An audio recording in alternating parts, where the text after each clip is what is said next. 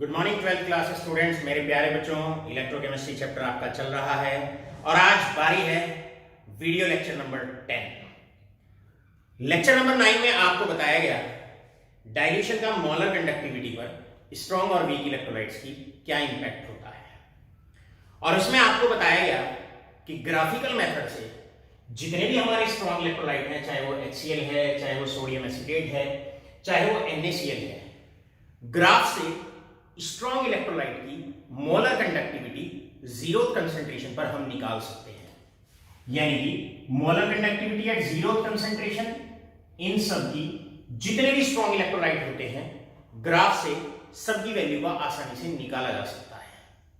और वो इसलिए निकाला जा सकता है क्योंकि ग्राफ को जैसे ही हम एक्सट्रापोलेट करते हैं तो वो वाई एक्सिस को कट करता है और जहां पर वो कट करता है उसी वैल्यू को हम रिकॉर्ड कर लेते हैं।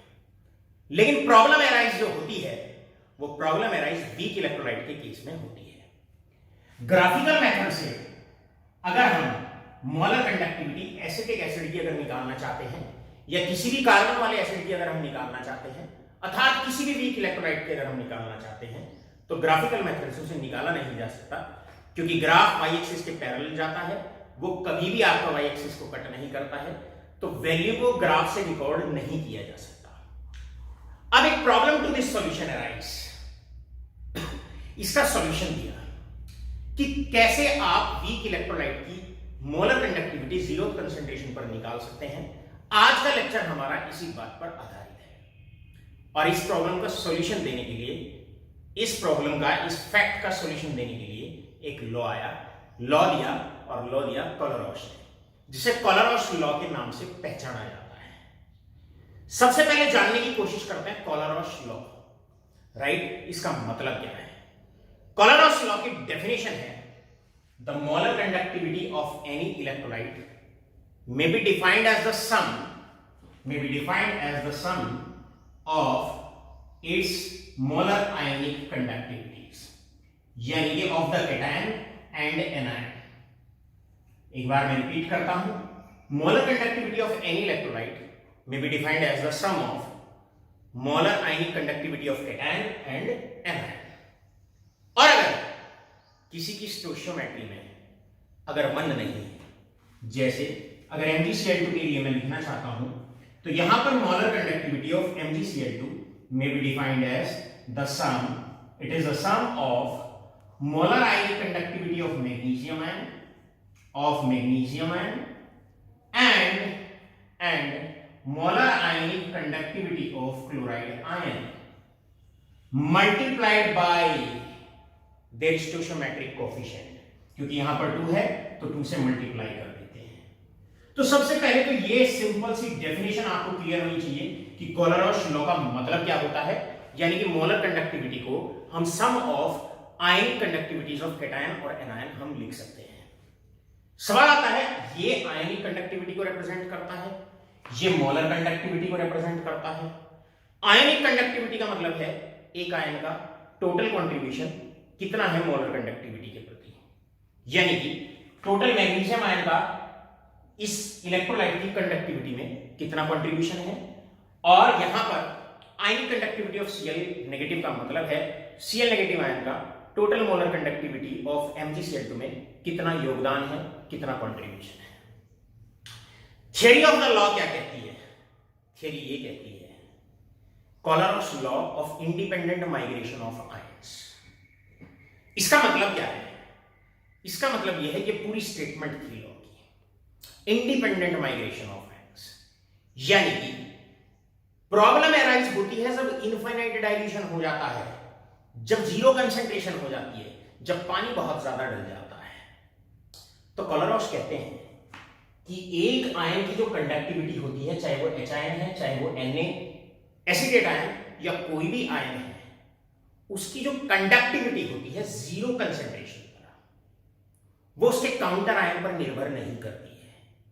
अर्थात एक आयन की जो कंडक्टिविटी होती है वो फिक्स होती है बशर्ते एट जीरो कंसंट्रेशन। यानी कि H आयन की कंडक्टिविटी इतनी रहेगी, फिक्स है। सोडियम आयन की इतनी रहेगी, एसिटेट आयन की इतनी रहेगी, चाहे इसके साइड में कोई भी आयन आ जाए, इसकी कंडक्टिविटी पे कोई फर्क नहीं पड़ेगा। जैसे इंटर स्कूल हाउस जब कंपटीशन स्कूल में होता है और 4 हाउसेस से 4 बच्चे जब दौड़ते हैं 100 मीटर की रेस में जब दौड़ते हैं, तो एक बच्चे का दूसरे बच्चे से कोई इंटरेक्शन नहीं होता, कोई फोर्स ऑफ अट्रैक्शन नहीं होता, हर एक बच्चा इंडिपेंडेंटली दौड़ता है। इसी प्रकार हर एक आयन की जो कंडक्टिविटी होती है वो फिक्स होती है at zero concentration at infinite dilution. Example जैसे यहां पर KCl की जो मोलर कंडक्टिविटी है और NaCl की जो मोलर कंडक्टिविटी है, उनमें जो डिफरेंस होता है, दोनों इलेक्ट्रोलाइट की कंडक्टिविटी में डिफरेंस 23.4 है। इसी प्रकार KBr की मोलर कंडक्टिविटी और NaBr की मोलर कंडक्टिविटी में जो डिफरेंस होता है वो भी सेम ही आता है। अब डिफरेंस सेम क्यों आया? क्योंकि डिफरेंस होगा, Cl तो कॉमन है, तो डिफरेंस आएगा Na और सोडियम और पोटेशियम की कंडक्टिविटी के कारण। यहां पर भी Br दोनों में कॉमन है, तो जो कंडक्टिविटी में डिफरेंस आया वो सोडियम और पोटेशियम की वजह से आया, और डिफरेंस आया सेम। इसका मतलब Cl नेगेटिव हो साइड में या Br नेगेटिव हो, इन दोनों के किसी भी काउंटर आयन के किसी भी साइड वाले आयन चाहे कोई भी हो, उससे किसी आयन की कंडक्टिविटी पर कोई फर्क नहीं पड़ता। तो K और Na की कंडक्टिविटी पे एक बार Br गया है पड़ोस में, एक बार पड़ोस में Cl गया है, उनकी कंडक्टिविटीज पे कोई फर्क ही नहीं पड़ा। जितनी कंडक्टिविटी में यहां डिफरेंस था उतनी कंडक्टिविटी में यहां डिफरेंस है। अब इसी बात को लेकर मैं सीधा अपने जो हमारा क्वेश्चन स्टार्टिंग में था उस पे चलता हूं। मेरे प्यारे बच्चों, यहां से बढ़ते हैं आगे। मान लो अकॉर्डिंग टू कोलरॉश लॉ, अगर हम कोलरॉश लॉ की बात करते हैं, if we are talking about Kohlrausch law, तो कोलरॉश लॉ का मतलब क्या है? देखिए, कोलरॉश लॉ का मतलब है सीधा सीधा, यहां से बात करते हैं, let's talk about Kohlrausch law. हमारी प्रॉब्लम क्या है? हमारी प्रॉब्लम है कि वीक इलेक्ट्रोलाइट की मोलर कंडक्टिविटी जीरो कंसेंट्रेशन पर नहीं निकाली जा सकती। तो by Kohlrausch law, molar conductivity of acetic acid can be written as ionic conductivity of acetate ion plus ionic conductivity of HINs। ये अब हमें ग्राफ से पता होता है बाय ग्राफिकली, ये हमारा वीक इलेक्ट्रोलाइट है, दिस इज वीक इलेक्ट्रोलाइट। अब हम कुछ स्ट्रॉन्ग इलेक्ट्रोलाइट्स लेते हैं। स्ट्रॉन्ग इलेक्ट्रोलाइट में जैसे हम HCl लेते हैं, मोलर कंडक्टिविटी ऑफ HCl ये हमें पता होती है बेटे। मोलर कंडक्टिविटी ऑफ NaCl हमें पता होती है, NaCl हमें पता होता है। और अगर हम मोलर कंडक्टिविटी, अगर हम एसिटिक एसिड की, सोडियम एसिटेट की अगर हम बात करते हैं, सोडियम एसिटेट की अगर हम बात करते हैं, ये हमें पता होती है। और NaCl की मोलर कंडक्टिविटी हमें पता होती है। इनकी मोलर कंडक्टिविटी HCl की 425.9 है, सोडियम एसिटेट की 91 है, और अगर हम NaCl की बात करते हैं तो NaCl की मोलर कंडक्टिविटी 126.4 है। ये जो कंडक्टिविटीज हैं, ये सारी की सारी कंडक्टिविटीज हमें गिवन है। ये हम ग्राफ से निकाल सकते हैं, ये ग्राफ से हमें पता होती है। तो कोलरॉश क्या कहते हैं? जब एक आयन इंडिपेंडेंटली माइग्रेट करता है, तो एसिटिक एसिड की अगर मोलर कंडक्टिविटी हमें निकालनी हो, तो इसका मतलब क्या है? HIN की मोलर कंडक्टिविटी, आयन कंडक्टिविटी पता लग जाए और एसिटेट आयन की पता लग जाए, दोनों को जोड़ दो, आ गई मोलर कंडक्टिविटी। अब इनकी वैल्यूज आप स्ट्रॉन्ग इलेक्ट्रोलाइट से कॉपी कर सकते हैं, जैसे कि यहां पर this will be the sum of ionic conductivity of HIN plus ionic conductivity of Cl ion. This will be the sum of ionic conductivity of acetate ion plus ionic conductivity of sodium ion, and this is equal to the sum of ionic conductivity of sodium ion plus ionic conductivity of chloride ion.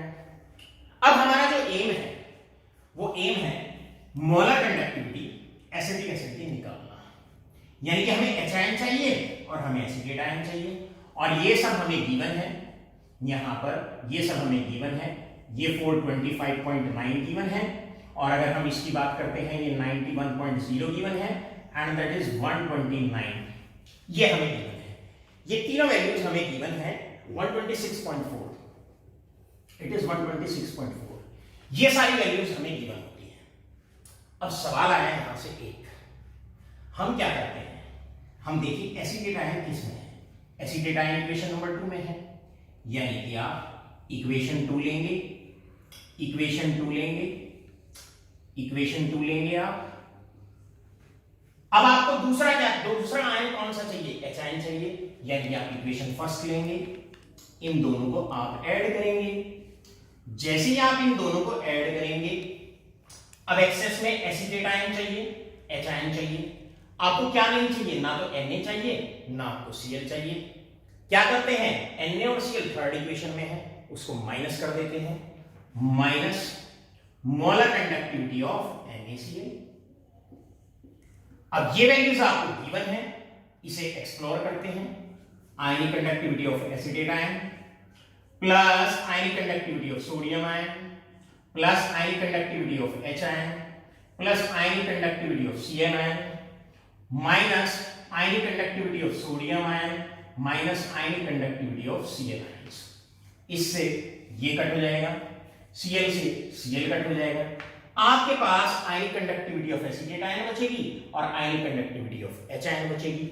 और आप ये जानते हैं ये बराबर होता है molar conductivity of acetic acid. तो यानी कि molar conductivity of acetic acid में और जो स्ट्रॉन्ग इलेक्ट्रोलाइट्स गिवन थे उनकी कंडक्टिविटीज में क्या रिलेशनशिप है, उनकी कंडक्टिविटीज में हमारे पास रिलेशनशिप आया, और वो ये रिलेशनशिप आया कि molar conductivity of acetic acid अगर आपको निकालनी है, सोडियम एसिटेट की अगर आयनिक कंडक्टिविटी दे दी जाए, HCl की आयनिक मोलर कंडक्टिविटी अगर आपको दे दी जाए, उसमें से अगर हम मोलर कंडक्टिविटी NaCl की अगर सब्ट्रैक्ट कर देते हैं तो हमारे पास दो आयंस की कंडक्टिविटीज बचती हैं, और वो दो आयन है एसिटेट आयन और H आयन। और एसिटेट आयन और H आयन की कंडक्टिविटीज को अगर हम जोड़ देते हैं तो हमारे पास आ जाती है molar conductivity of acetic acid. तो इस प्रकार हमारे पास एक रिलेशनशिप आ गया, और रिलेशनशिप यहां पर ये आ गया, ये तीनों वैल्यूज आपको गिवन है मेरे प्यारे बच्चों। All these three values are known to you, ये तीनों की तीनों आपको जो वैल्यूज है, तीनों वैल्यूज आपको गिवन है यहां से, और इन तीनों वैल्यूज को अगर हम यहां पर रख दें तो आता है 425.9 प्लस दिस इज 91 माइनस 126.4। अगर हम इन तीनों वैल्यूज को यहां पर रख देते हैं तो आपका जो आंसर यहां से निकल के आता है, that is answer is 390.5 siemens centimetre square per मोल।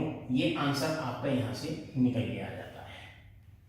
इसका मतलब मैं कंक्लूजन क्या कहना चाहता हूं, दिस इज द एप्लीकेशन, ये कोलारोस लॉ की एप्लीकेशन है। कोलारोस लॉ की मदद से ही हम मोलर कंडक्टिविटी को आयनिक कंडक्टिविटीज के सम के बराबर लिखते हैं, और कोलारोस लॉ ही ये कहते हैं H आयन की जो कंडक्टिविटी एसिटेट आयन के बराबर में है, वही H आयन की कंडक्टिविटी Cl नेगेटिव आयन के बराबर में होगी, मतलब पड़ोसी आयन से कोई फर्क नहीं पड़ेगा। तो इसका मतलब क्या हुआ कि H आयन की जो वैल्यू यहां है वही यहां होगी, तो इसको यहां से उठाया जा सकता है। एसिटेट आयन की जो वैल्यू H आयन के बराबर में है वही सोडियम आयन के बराबर में है, तो एसिटेट को यहां से उठा के यहां जोड़ा जा सकता है। इस प्रकार स्ट्रॉन्ग इलेक्ट्रोलाइट की जो वैल्यूज हैं उनकी मदद से वीक इलेक्ट्रोलाइट्स की मोलर कंडक्टिविटी जीरोथ कंसंट्रेशन पर हम निकाल सकते हैं। इस बात को और आगे समझने के लिए एक दो एग्जांपल हम और लेते हैं। फटाफट नोट डाउन करिए और स्क्रीनशॉट लीजिएगा, बढ़ते हैं आगे। अब इसके बाद मेरे प्यारों आपसे हम नेक्स्ट क्वेश्चन यहां पर पूछते हैं। नेक्स्ट क्वेश्चन है, नेक्स्ट न्यूमेरिकल है, बहुत बहुत इंपॉर्टेंट न्यूमेरिकल है ये।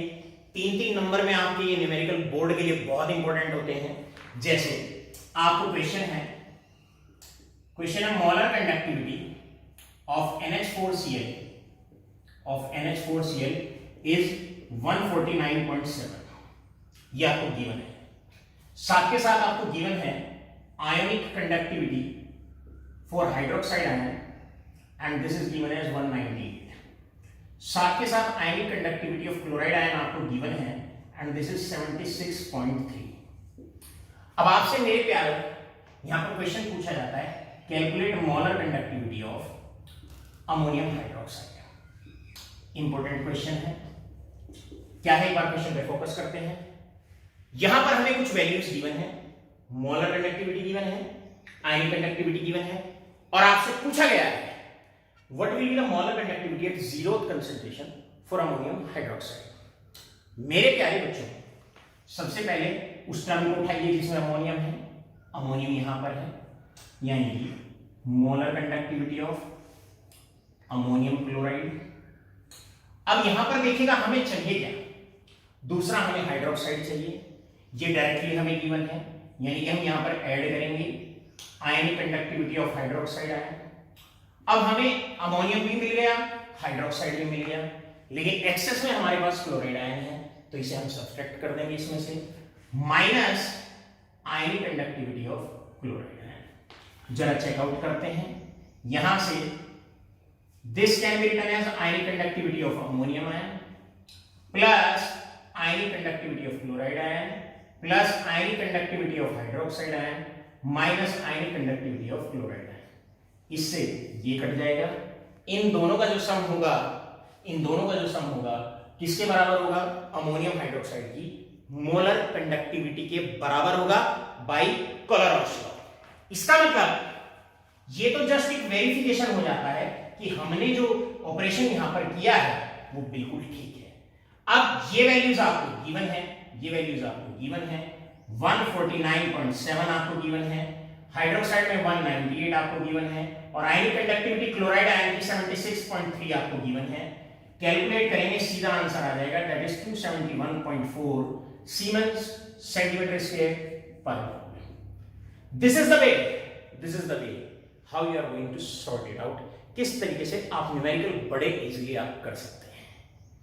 फाइनल न्यूमेरिकल, एक ऐसा न्यूमेरिकल जो बोर्ड में हर तीसरे साल पूछा जाता है, दूसरे साल, तीसरे साल कंसिस्टेंटली रिपीट होता है। अब बारी उस न्यूमेरिकल की है। फटाफट कॉपी और पेन उठाइएगा और नोट्स बनाइएगा और इस न्यूमेरिकल को सॉल्व करने की कोशिश करिएगा। न्यूमेरिकल है आपके सामने, द न्यूमेरिकल इज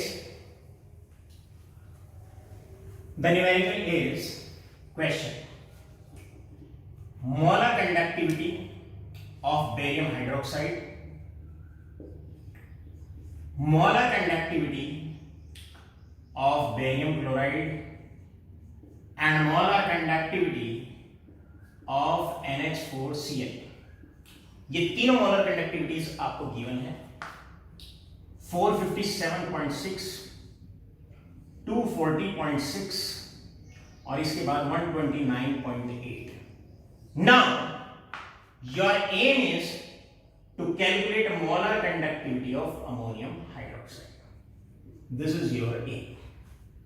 मेरे प्यारे बच्चों, बहुत इंपॉर्टेंट न्यूमेरिकल है, 3 मार्क्स के लिए, 3 मार्क्स के लिए ये क्वेश्चन बहुत इंपॉर्टेंट होता है। इन 3 स्ट्रॉन्ग इलेक्ट्रोलाइट्स की मोलर कंडक्टिविटी 0 कंसंट्रेशन पर आपको गिवन है और आपसे पूछा गया है मोलर कंडक्टिविटी इस वीक इलेक्ट्रोलाइट की निकालिए। कोलरॉस लॉ ये कहता है मोलर कंडक्टिविटी अमोनियम हाइड्रोक्साइड की अगर आपको निकालनी है तो सबसे पहले आप पहले अमोनियम देखिए, अमोनियम थर्ड में है, तो आपने करना क्या है, सबसे पहले आपने थर्ड को ऐड करना है। आपको थर्ड इक्वेशन तो चाहिए चाहिए, एक अमोनियम है, एक यहां से आ जाएगा। सवाल आया दूसरा, आपको चाहिए क्या, आपको चाहिए दूसरा आयन, आपको OH आयन चाहिए। अब OH आयन देखिए कहां पर है, OH आयन आपका फर्स्ट में है, लेकिन गौर फरमाएं फर्स्ट में 2 मोल्स है, हमें 1 मोल चाहिए, यानी कि माइनस प्लस हाफ। हाफ क्यों कर रहे हैं, क्योंकि ये 2 मोल है और हमें चाहिए 1 mole. Half of molar conductivity of barium hydroxide. लेकिन याद रहे ये हमें चाहिए, ये हमें चाहिए, ना तो हमें Cl चाहिए, ये हमें नहीं चाहिए, बेरियम हमें नहीं चाहिए। अब इन दोनों को सब्ट्रैक्ट कर दो। अब Ba और Cl ये इक्वेशन 2 में है, ये दोनों हमें नहीं चाहिए, तो जिस इक्वेशन में ये दोनों आयन हैं उन्हें सब्ट्रैक्ट कर दीजिएगा, minus half of molar conductivity of BaCl2। जब आप इस ऑपरेशन को अप्लाई करेंगे, यहां पर ये सारी वैल्यूज आपको गिवन है, ये सारी वैल्यूज आपको गिवन है, सारी की सारी वैल्यूज आपको गिवन है, all these values are given. जैसे इन वैल्यूज को आप पुट अप करते हैं, यहां पर पुट करेंगे ammonium chloride that is 129.8 plus half of barium hydroxide 457.6 minus half of 240.6। जैसे ही आप इन्हें शॉर्ट आउट करते हैं, सॉल्व करते हैं, आंसर आता है 238.3 सीमेंस सेंटीमीटर स्क्वायर पर मोल। इस प्रकार मेरे प्यारे बच्चों, इस न्यूमेरिकल के साथ हमारा इलेक्ट्रोकेमिस्ट्री चैप्टर वीडियो लेक्चर के माध्यम से पूरा हो जाता है। मेरी सबसे पहली इंस्ट्रक्शन इस चैप्टर को लेकर यह है कि फटाफट अभी रिफ्रेशर उठाएं, 10 न्यूमेरिकल कोलोरस लॉ और उसकी एप्लीकेशंस पर आप जरूर करें। ये पहली एप्लीकेशन है कोलोरस लॉ की, जिसमें हम कुछ स्ट्रॉन्ग इलेक्ट्रोलाइट की वैल्यूज आपको गिवन है फ्रॉम द ग्राफ, और उसकी मदद से आप किसी वीक इलेक्ट्रोलाइट की मोलर कंडक्टिविटी जीरो कंसंट्रेशन पर उन वैल्यूज की मदद से आप निकालेंगे। कम से कम 10 न्यूमेरिकल किसी भी रिफ्रेशर से आपको करने हैं। ये इस वीडियो लेक्चर का होमवर्क होता है। साथ के साथ दूसरी एप्लीकेशन भी आपकी यहां से कोलोरस लॉ की आती है, और दूसरी एप्लीकेशन होती है to calculate, second application is to calculate alpha. Alpha आपका डिग्री ऑफ आयनाइजेशन होता है, डिग्री ऑफ डिसोसिएशन होता है, वीक इलेक्ट्रोलाइट किस फ्रैक्शन में टूट रहा है, इसका मतलब ये होता है। And this is simply may be defined as the ratio of molar conductivity at any given concentration to the molar conductivity at zero concentration, या molar conductivity at infinite dilution. ये आप कोलोरस लॉ की मदद से निकाल सकते हैं। Molar conductivity at any given concentration का फॉर्मूला आपको पहले बता दिया गया है। फॉर्मूला होता है कप्पा इंटू 1000 अपॉन मोलैरिटी। इसको हम उसकी मदद से निकाल सकते हैं, इसको कोलोरस लॉ से निकाल सकते हैं, और इस प्रकार आप अल्फा भी निकाल सकते हैं। याद रहे, अल्फा का मतलब होता है degree of ionisation, degree of dissociation, और अल्फा की मल्टीप्लाई अगर हम 100 से कर दें तो आपके पास परसेंटेज डिसोसिएशन आ जाता है कि वीक इलेक्ट्रोलाइट कितने परसेंट टूट रहा है। मेरे प्यारे बच्चों, कोचिंग क्लासेस आपकी अप्रोक्सीमेटली 15 जून से शुरू हो रही हैं। ये मेरा मैसेज आप लोगों के लिए है। अब इलेक्ट्रोकेमिस्ट्री पार्ट में केवल सेल का टॉपिक आपका बचता है, प्राइमरी एंड सेकेंडरी सेल्स आपका टॉपिक बचता है। उन्हें हम कोचिंग क्लासेस में कवर अप कराते हैं। और एक बड़ी अच्छी न्यूज आज अपने बच्चों के लिए कि 15 जून से हम अपनी कोचिंग क्लासेस शुरू कर रहे हैं। ऑनलाइन लेक्चर चलते रहेंगे, साथ के साथ जो हमारी रेगुलर क्लासेस हैं वो भी शुरू हो रही हैं। इसी मुस्कान के साथ, इसी अच्छी खबर के साथ हम अपने इस लेक्चर को समाप्त करते हैं। थैंक यू, आपका दिन शुभ।